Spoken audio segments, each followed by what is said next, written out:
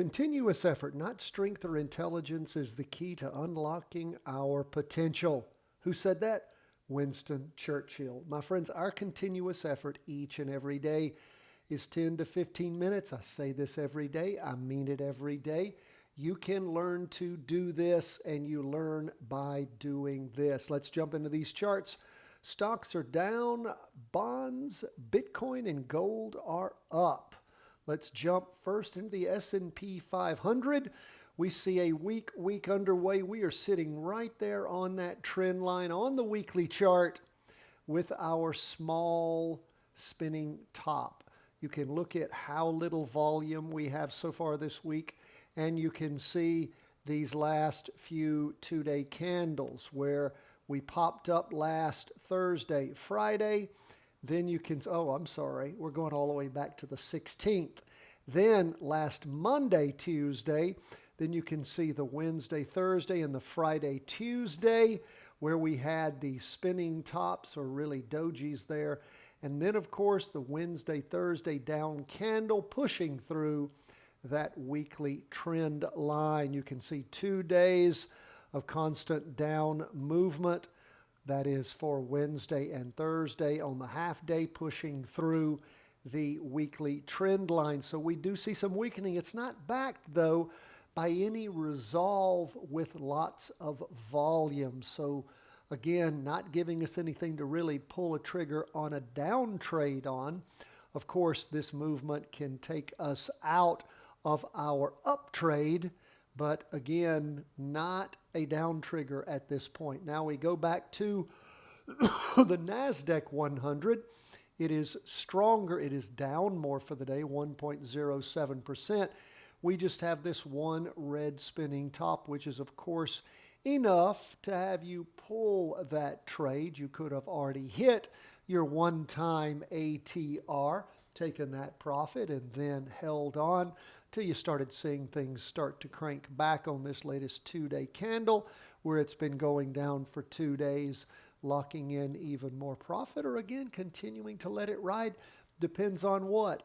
Your practice, your experience, and your desire to risk the market's money, because you've already cashed out half of your trade on the way up when you hit one time the average true range on the 2-day trend line. It's called the always winning method. And it doesn't always win, but man, it sure works beautiful. It allows you to lock in a profit and then let the rest of it ride on the market's money to see when the market really takes off and zooms up. You just continue to suck it up like a vacuum cleaner. Now, this is where we are on stocks. We're going to now go into what did go up for the day. That was 20-year U.S. government bonds. You can see where they had hammered down for 2 days. That was Tuesday and Wednesday. Remember, we had a shortened trading week this week because we weren't open on Monday because of Memorial Day holiday, but did pop up in the morning and a little bit further up in the afternoon on Thursday. But again, strong red down candle.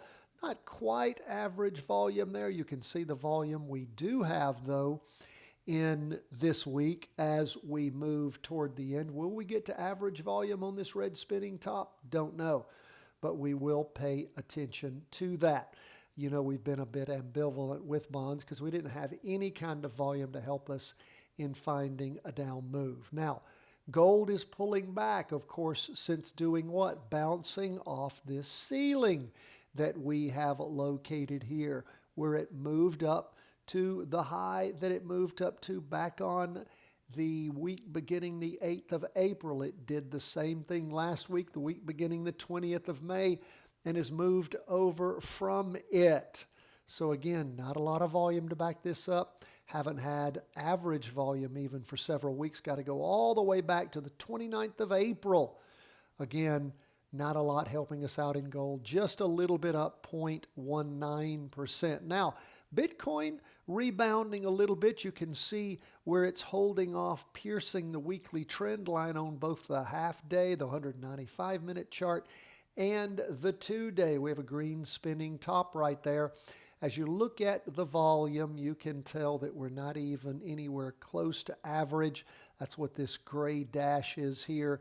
Not even close to it. Haven't been close to it for many, many weeks. So again, a weak putting in with Bitcoin at this point. Hasn't pierced the weekly trend line on either the shortest chart, the half day, the medium-term chart, the 2-day, and we'll just continue to keep an eye on, see if Bitcoin's going to keep on building or if it's going to stop. Where will it run up to?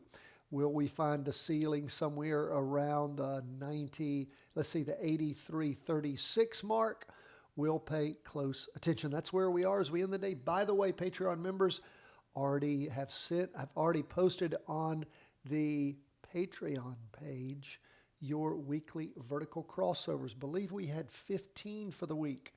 We had 3 up and the rest were down. I so appreciate everyone being with us. Patreon members, thank you so much for all your support. If you're interested in Patreon membership, please follow the link in the show notes.